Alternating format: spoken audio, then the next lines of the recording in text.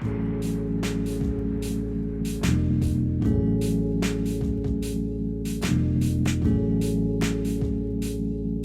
to Hockey Unplugged. I'm Carson and I'm here with Jack Shia. Today we're just going to be going over a few of the deadline moves, just giving our thoughts and kind of how we think they fit with each team, and I think that's about it.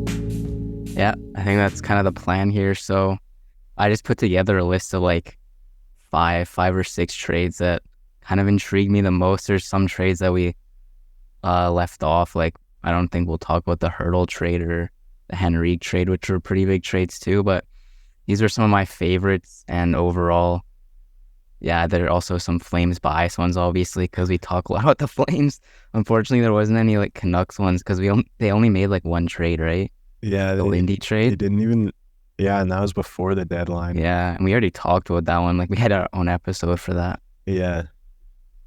Okay, so for starters, we'll start off here with the Jake Gensel trade. So I have it up here. I'll read off like the entire trade. And there's conditions too with some of the picks. So to Carolina got Jake Gensel and Ty Smith. The Penguins got Michael Bunting. Sorry.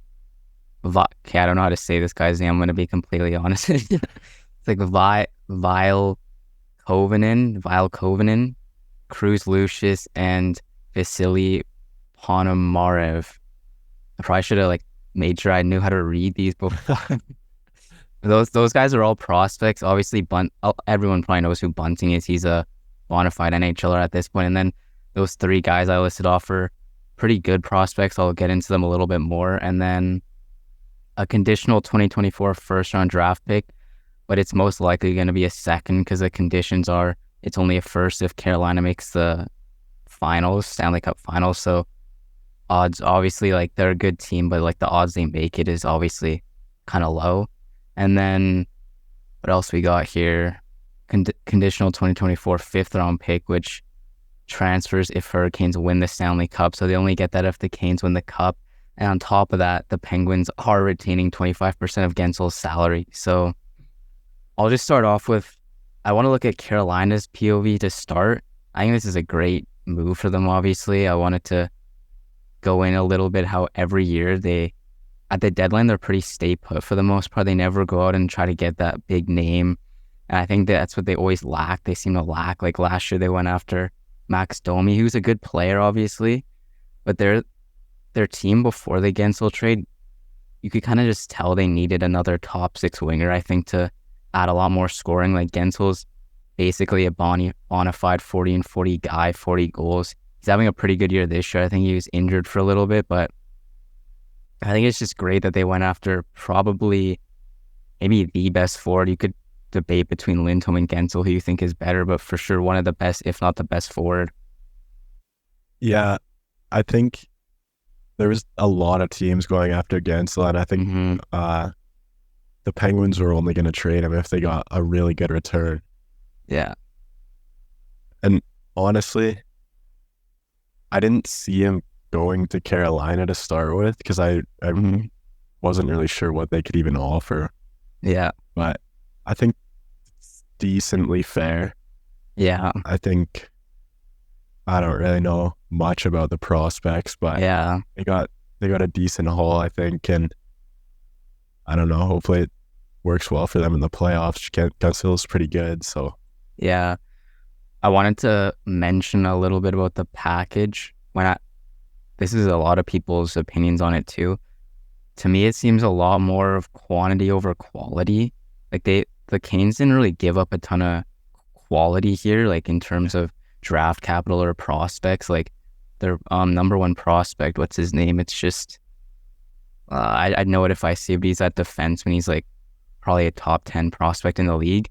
I don't think they were going to give up a guy like that. But considering I'm kind of moving more now to the Penguins' perspective of this trade, it's a little disappointing they didn't get a solidified first round pick for Gensel, like a 40 and 40 guy. I mean, the prospects are fine too. Like, I was talking to Chase about this because he's obviously a Penguins fan, so he knows a little bit more about it now. And they're all just around the C prospects, so it's nothing amazing. It's just overall to me a lot more quantity over quality. And I also wanted to mention too, I thought that it would have been a perfect fit too, because I'm gonna go into the Penguins. We obviously know they need somewhat of a retool at this point. Yeah. Like they're not making the playoffs this year, and considering they still have all their franchise guys like Crosby, Malkin, I don't think they really want to tank right now. So it would have made a lot of sense to go after guys on the Canes roster like Nietzsche, like Jarvis, so sort of younger in the 24, 26 age range, just to, 'cause I think the Penguins are literally the oldest team in the league. So it would have made a lot of sense to go after sort of guys that are just entering their prime now, like Jarvis, like Nietzsche. Just bring the age down a little bit, because those guys are still like super good players right now, right? Yeah, for sure. I think it's disappointing they weren't able to get at least one of those guys. And the retaining salary too, 25% of the salary, Yeah. they don't even get a first. It's just, I don't know. Yeah, I feel like if anything, they shouldn't have had to retain salary No. because there's a lot of teams going after Gensel. I feel like Yeah, they maybe could have had some better options. I know the Canucks sure. were interested in Gensel a yeah, little bit. They were yeah. There's that give up a rumor. lot, I think, though. Wasn't there that rumor they were gonna try to flip Lindholm to Boston or something, Yeah, and then go and get Gensel? That'd have been crazy if they did end up doing that. yeah, that would have been a little bit weird, honestly. I think Lindholm's going to be on the Canucks at least for the rest of this season. If they don't re-sign him next season, I wouldn't Yeah, be that surprised. But that would have been that would have been weird to see Lindy get flipped like that, yeah, especially because they gave up such a haul for him. yeah, But overall, that's basically all I have for that trade. I loved it from Carolina. I just thought Gensel was such a good fit for them because, like I said, they every deadline they always kind of just go into it so passive. But this year they're finally making that huge splash offensively, which I think they really did need. And then the Penguins, it's okay, I guess. They got a lot of quantity, but again, not a ton of quality there. But it's still, they got something for it. yeah, I think overall with this deadline, we saw a lot of sellers that were selling big pieces, like the Flames we'll get into soon. A lot of the big players like Hannafin, like Gensel, the returns seem to be somewhat underwhelming. So I don't know. Maybe the market just wasn't there for these guys or something. I'm not too sure, but that seemed to be a little bit of a pattern I noticed this deadline. yeah. Honestly, I only saw one trade that I thought was really fair this deadline. Like I think we're moving on to it next year. Yeah. But all the other ones, like a lot of really good players, kind of just giving up for like just not a lot. Just underwhelming packages. Yeah, who knows? Just I get a lot of teams are up against the cap too, so that could be part of the reason and stuff. But we'll get on to this is probably one of my favorite deals of the deadline.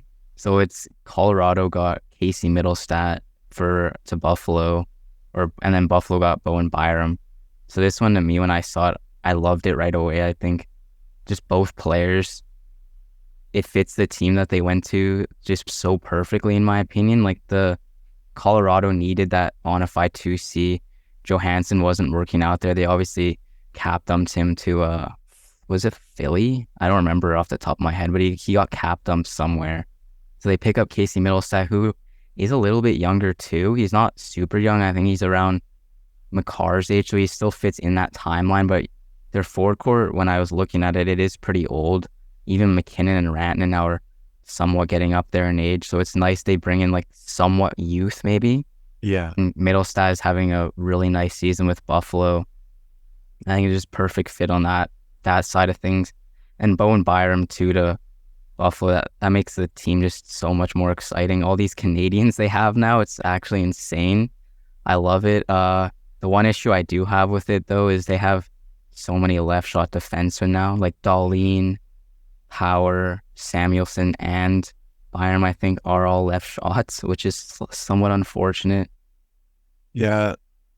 I feel like you have to have some like variety. Like you need a Yeah, few right shot defensemen, and it obviously would have there's been less perfect if goalies. So yeah, it would have been perfect if Byram was a right shot. yeah, but other than like, there's no issues with the trade other than the Yeah, fact that he shoots left. yeah, I loved it for the most part.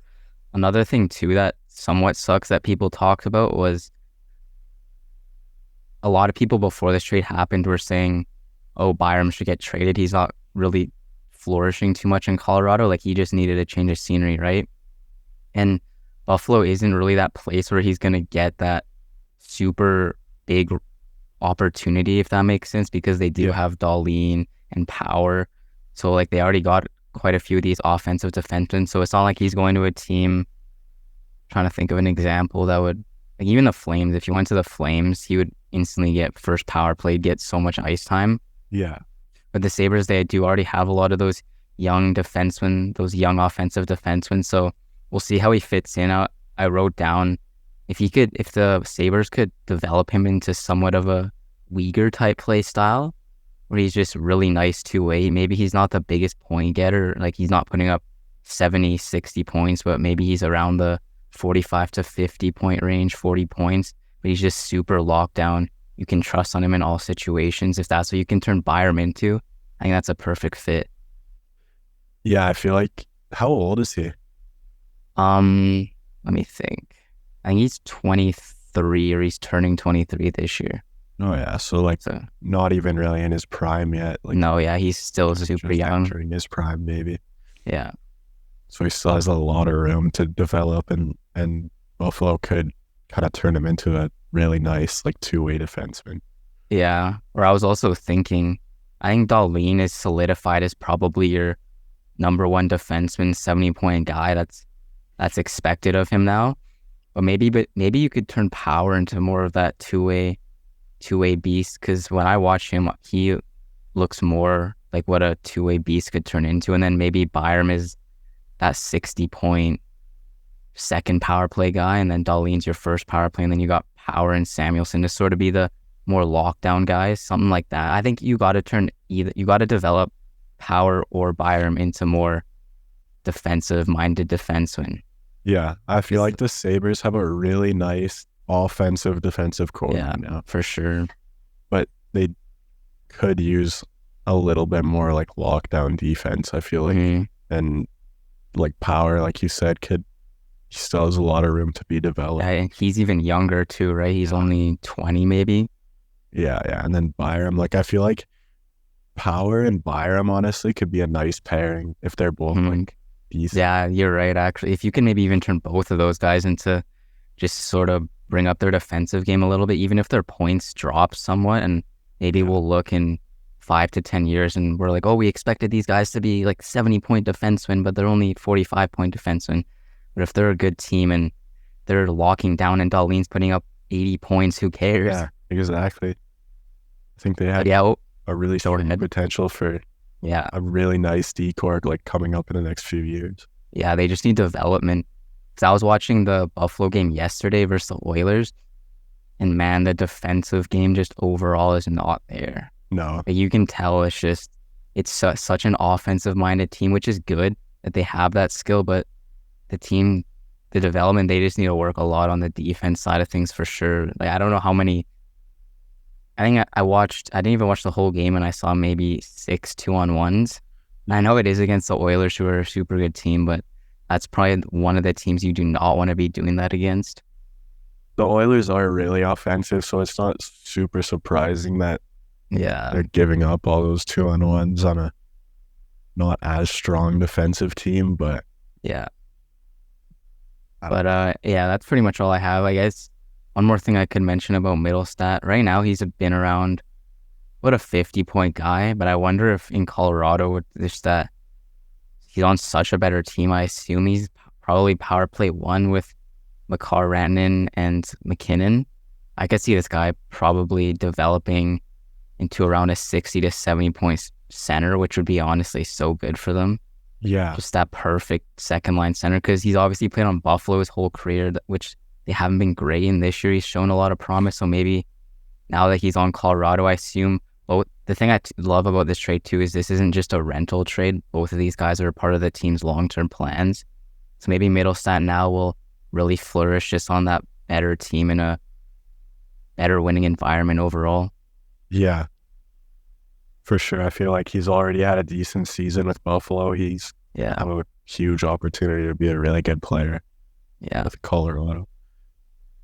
Alrighty, well, we'll move on to the next trade here. I want to hear your thoughts a bit on this trade first, just because I know the Canucks were one of the last teams standing when it came to getting this guy. So to Winnipeg got Tyler Toffoli, and then the New Jerseys in return got a 2025 second round draft pick and a 2024 third round draft pick. I feel like just looking at this trade, it's decently fair, just because New Jersey's not good right now. They're gonna need picks. I don't know if they're going to a full rebuild, but they definitely need a little bit of a retool right now. I don't even know what to say about their team. They're so young. Weird. They were decent last year, right? Yeah. And they just fell off this year. I don't really know what happened. This year you expected them to make the jump. That's why they traded for Toffoli in the first place from the Flames, right? Because they thought they were in that position to continue to win now. Yeah. Yeah, it's disappointing. They were a fun team to watch last year, actually. I kind of liked them, but yeah, I don't know. Something happened this year. It's kind of hard to put a finger on exactly what went wrong, but I think this is a great trade from Winnipeg. Obviously, getting Toffoli, they really solidify that top six, especially on the winger side of things. They're running a line of, I think it's Ehlers, Monahan, and Toffoli, so lots of ex-Flames on that line. Yeah. Just a lot of ex-Flames on the Jets in general right now. Yeah. But I think it's a steal that they didn't even have to give up a first-round pick. Again, this is another one of those trades where surprising there's not a first-round draft pick thrown in there. Yeah. And then from New Jersey's side, they're just so lackluster this year. We could talk about them for hours, but goaltending just hasn't been there. They're supposed to make that jump this year. They've had so many injuries. Like Hughes has missed, I don't know how much time he's missed with injuries this year. He's had numerous injuries. Yeah. I know because I have him on fantasy, but he was on my IR probably for 6 weeks combined this season. Yeah. And then he sure was dealing with injuries for a time there. Dougie Hamilton's on IR. So it's probably a combination of so many injuries, and goaltending has been atrocious. That's why they're obviously going after Markstrom for the longest time. Yeah. But yeah, I think it does kind of suck from New Jersey's point aside. They didn't get that first, but they weren't going to re-sign Toffoli anyways. He was a rental, so it's not that big of a deal. Yeah. So at least they got something for it. But yeah, at the end of the day, for sure, I'd say Winnipeg probably wins that trade. Yeah, definitely. Especially since he's playing with so many guys he's played with in the past. Yeah. And that's why also I thought he would be such a great fit for the Canucks, right? Mm-hmm. You can talk about that a bit if you want. For sure, yeah. So obviously the Canucks were kind of trying to make moves for him. I really don't know what we would have given up. I think we would have had to give up a little bit more than Winnipeg did, but yeah, you never know, right? I wonder what they were offering for him if that's the deal that ended up doing it. Yeah, that's true. I feel like we could have given a roster player for him. I don't know exactly, but that's true. You guys probably would have had to have dumped Cap, because I bet that was maybe the reason the Canucks weren't able to get him, because they maybe needed to dump Cap somewhere, whereas Winnipeg had the cap room, so it's not like New Jersey had to take anything back. Yeah, exactly. I don't know. I think Toffoli would have just been such a great fit for the Canucks for their playoff push here. I think he's played with them in the playoffs before in the 2020 run. So he's obviously familiar with the city and stuff already. And then there's guys that he's played with on the team. He's played with Lindholm. I think he would have been great for Lindholm as well. Mm-hmm. Just because Lindholm's been not too strong recently. That's what I've heard. And he wasn't strong when Tyler Toffoli was still on New Jersey. So I think I was really hoping the Canucks would kind of go after him and kind of Hmm. try like a little harder to pick him up because I don't know, he would have just been so good for the Canucks playoff push. I think and just adding more depth to that like top six. Yeah. I don't know. I was disappointed that we didn't get him, but I don't mind Winnipeg. I think they'll be fun to watch in the playoffs. Yeah, it's a good fit for Winnipeg for sure. They're probably my Canadian team I'll cheer for this playoffs, honestly. Yeah. I'm not cheering for the Oilers. And the Canucks I'll watch, but I don't think I'm going to cheer for them necessarily. But there was something I was going to say. Oh, yeah, I think if he did go to the Canucks, that would have really helped their top six wingers for sure, like you said. I think they're really missing maybe that last winger position there in the top six, just because the wingers that I saw Lindholm were playing with weren't phenomenal. So Yeah. that kind of maybe goes back to, I said it in the last episode, you maybe split up their top four forwards, but that's kind of another discussion. Don't want to get like too off track here, but overall, like we said, really nice for Winnipeg. They gave up basically nothing, Yeah. and they get a nice top six winger that's probably that is a playoff performer too, so he'll fit in really nicely there. Yeah, for sure. Alrighty, so moving on to a Flames deal now. So to Vegas. Vegas got Noah Hannafin. And to Calgary, we got Daniel Miramanov, a 2025 first-round draft pick, which actually is a 2026 first-round draft pick because this is going to be kind of confusing to explain. So basically the conditions were if the Knights didn't end up trading their 2025 first by the end of the deadline, then we would have got that. But if they did trade the 2025 first, that 2025 first would turn to the 2026 first. So they did trade their 2025 first to San Jose when they got Hurdle. So that turned the pick into a 2026 unprotected first. So the Flames actually get the 2026 first instead of 2025. That was so hard to say. I was saying like 2025, 2026. Yeah.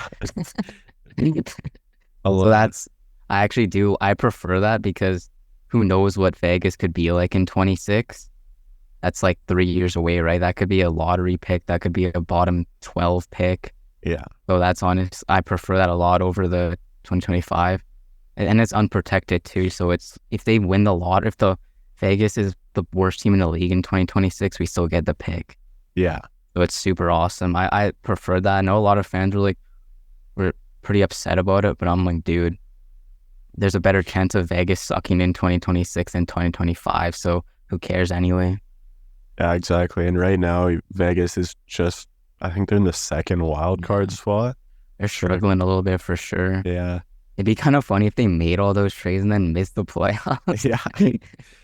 I was looking today, Vegas is in, like if the playoffs started right now, the Canucks will be playing Vegas, and I was kind of scared of that. That is? But yeah. I don't know. Vegas is a good playoff team, so I think that's the thing I worry about. Once they get into you obviously know Mark Stone's coming off LTIR and Hurdle's on LTIR right now, so he's going to be back for playoffs. So if they do make it to the playoffs, they are for sure a scary team. Definitely. But anyway, moving on. So yeah, that first, and then a conditional third round pick, which becomes it's a third round pick for 2024 this year, but it turned into a second round pick if Vegas wins around this playoffs. And then we also retained 50% of Hannafin's salary. And then there's some cap dump here.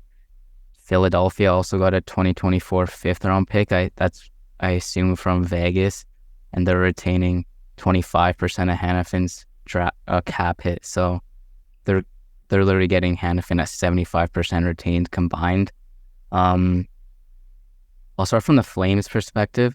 Considering we retained salary and we didn't get a top prospect, it does kind of suck, but I don't know if you know too much about the circumstances, but there's a lot of rumors that Hannafin and his agent were really handcuffing the situation and basically saying to teams, don't even bother offering a package for Hannafin because we're not going to re-sign there. There's stuff like that going on. So it really handcuffed Conroy and where he could trade him. For the longest time, it was between Tampa and Hannafin. That's where we thought he was going to go for about 2 weeks. And then out of nowhere on the day before the deadline, that's when he got traded. But then it basically came out that Vegas out of nowhere was the front runner, and they offered this package. And I guess this was the best package, which I'm not surprised considering we were literally only given options of 2 teams. Like, I'm sure Dallas was a team that was interested in Hannafin too. But I bet the agent went to Dallas and was like, don't even bother offering a package because Hannafin doesn't want to be there. So Yeah. the circumstances sucked, and yeah, it did suck overall. But considering the circumstances, if this can end up being Miramanov, who's been a pretty solid player for us, I've seen maybe 5 of his games now, and he's a big defenseman. He's obviously not young. He's 26, but even if he's just here for a little short term during the rebuild, retool, and then maybe in 4 or 5 years he's gone or something, who knows, right? But he's getting an opportunity here. He's a big boy, can throw the body, not the greatest skater, but a nice shot. So we'll see with him. He's like nice to have for now for sure. And then if we do end up getting the 2026 first, or we are getting that, but if that third does turn into a second, that's pretty nice to get a first and a second. So I'm not at all mad with the package, but it could have been better if the circumstances were better. I don't know. I think a lot of teams wanted him. It's the same situation as with Gensel. I don't think the Penguins should have retained salary. Yeah, I agree. Just because of how like in demand Gensel was, and it's the same situation with Hannafin. I think he was pretty in demand because he's a pretty good defenseman, right? Yeah. So, especially with Calgary retaining 50% of his salary, that seems like a lot for. It does. Miramanov is how you pronounce it. Yeah, Miramanov. Yeah, I saw. I think his 4th game with the Flames. I was working and I had a second, so I got to watch him a little bit. He seemed pretty decent, actually. I saw him. He made a couple rushes and stuff. Yeah, he's not bad at all. Yeah, he's not a great skater, but he's really strong on the puck from what I've seen. And he was able to kind of get up and at least get it into their zone. It was for sure. That game I was watching, so I got to see Hannafin on. Oh yeah, just a little bit as well. All the Flames fans were booing him every time he touched the puck. At the start of the game when I was watching, I heard it, but then it seemed like it died off a little bit. A little bit for sure, yeah. But it kept going through the whole game. Yeah, Miramanov, he seems like a fun player for sure. We'll see what he turns into. Right now, he's getting quite an opportunity. If you come to Calgary, you're literally getting the greatest opportunity of your career right now because we just trade for all these fringe NHLers or whatever, and then they're getting huge opportunities. So we'll see how he works out here. But from the Vegas side of things, this is obviously a phenomenal trade. They got Hannafin at 75% retained altogether if you count in the Philly retention. And this basically solidifies the best D-core in the league, in my opinion. It's so much stronger than I think anyone's team. Like, it's crazy. I don't have it up right now, but they have, just off the top of my head, like Pietrangelo, Hannafin, Theodore, Martinez. I don't know. That's all I can. McNabb or whatever, McCabe. So it's super strong. It's crazy, honestly, how every year they seem to do this. They just come out of nowhere and just snag these great players for somewhat underwhelming packages. Yeah, for sure. I think Vegas is definitely like they should make the playoffs here. Yeah, they're going to be a scary playoff team. I'm kind of scared if the Canucks end up playing them round one. Like, it is actually a scary team to look at, especially when those guys come off the LTIR. It'll be interesting to see. It's going to be fun playoffs for sure in the West side of things this year. Yeah, definitely. Okay, well, moving on to the last trade. This is also a Flames trade. So to Dallas, Chris Tanev and Cole Brady. I actually didn't even know who this guy was. Like, I don't even know if he's in the Flames. Like, I don't know where this guy came from. I got this off a website, this trade, so maybe they made a mistake, or maybe I just don't know. So Dallas got Chris Tanev and Cole Brady, who's a goaltender. And then Calgary got Artem Grushenikov, who's a prospect, a 2024 second-round pick, conditional 2026 third-round pick, transferred only if the Stars make the Stanley Cup final. So obviously low odds we get that. and then we retained 50% of Tanev's contract. And then New Jersey also got a 2026 fourth round pick for retaining 25% of Tanev's contract. So again, Dallas here, they got a player at 75% retained. So I don't know what the cap hit is on that, but Tanev makes like 4 million or something, 4.5. So around a million basically. Sort of the same story with the Hanifin trade, in my opinion. We were probably handcuffed somewhat. I think we were really holding out for a first round pick, which we never got. So this, I guess, seemed to be the best offer that we got. He wasn't handcuffing the situation at all like Hanifin was, but I think a lot of Flames fans maybe overhyped the value that Tanev had in the open market. I think maybe teams weren't as willing to give up the first round picks for an aging defenseman that gets injured quite a bit. And this year specifically, he's gone back a lot of times to the dressing room. He'll block a shot and then he'll go back. So he's obviously dealing with something. He's aging. He's old. He doesn't fit the timeline with the Flames. So it's good we at least got something for him. Yeah. Again, though, I feel like the Flames are retaining a lot here. Like, for sure. Obviously, there is a reason for that. I don't know. Yeah.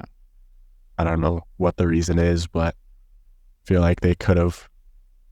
Like, it's not great for them to. They're retaining 50% of Hanifin's salary and 50% of it's not great. Tanev's salary. It's not. I don't know.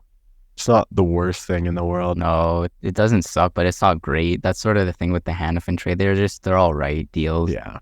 Like, they're not amazing, but like you said, considering we're retaining 50% of both these contracts, it does suck we couldn't have gotten a sweetener, like even just another second or something, or instead of getting Miramanov, maybe we get Vegas's prospect, which they sent to San Jose. I forget what his name is now. But or maybe from Dallas we retain 50 but we get another second rounder. Yeah. But it's not the worst thing ever.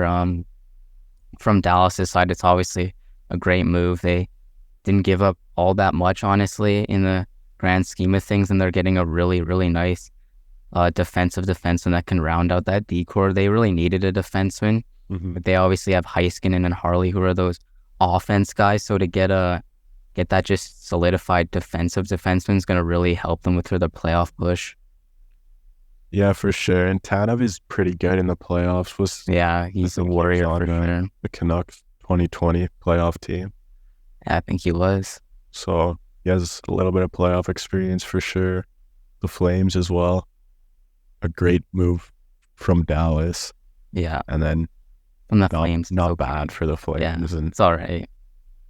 That Grushnikov prospect too, he's playing on the Wranglers right now. He's nothing great, but from what I've heard, he's a defensive defenseman prospect, so you're not really going to notice him a ton on the ice. But that's kind of all I have on him.